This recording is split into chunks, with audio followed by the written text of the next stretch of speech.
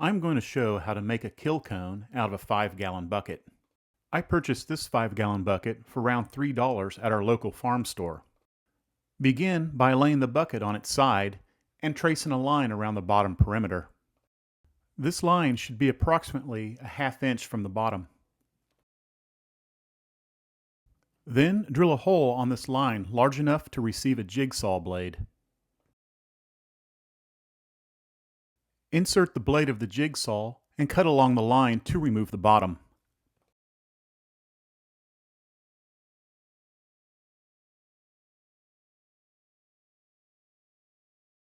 Next, turn the bucket upside down in this manner.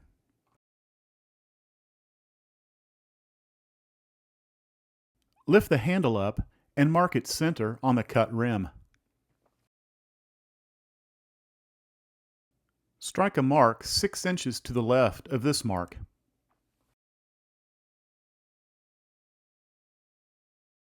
And then strike a mark 6 inches to the right. Here's what it should look like at this point. Now, with a straight edge, strike a line from the center mark all the way down to the rim.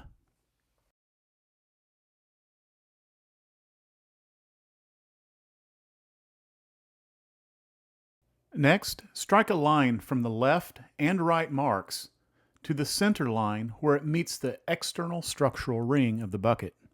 I'm using a piece of scrap dense foam as my straight edge.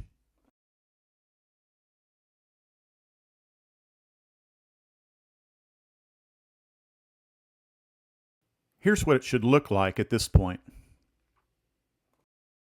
And since the structural ring varies between buckets, the measurement of mine to the rim is 2½ inches. Next, with a jigsaw, cut the angled lines down to the structural ring.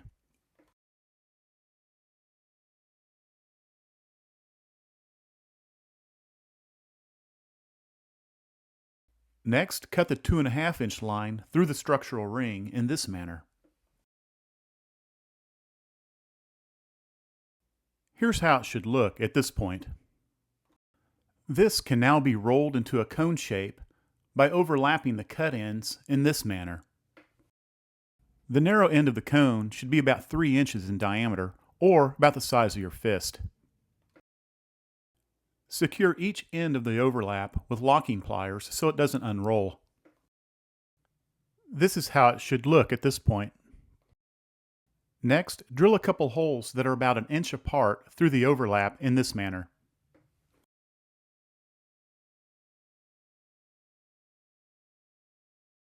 These holes should be large enough to receive outdoor rated zip ties. Secure into place as seen here.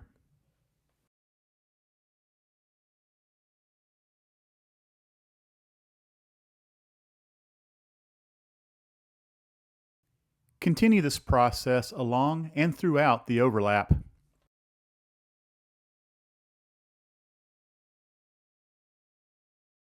Once enough ties are in place, you can release the locking pliers. Then continue adding more zip ties as desired. Once satisfied with the quantity, use wire cutters to snip the ends off. At this point, the cone is ready to use. However, I like securing it to the top of a board to make it easier for setup in any location. Secure using 2 1-inch deck screws with washers. It is now ready to use in any location.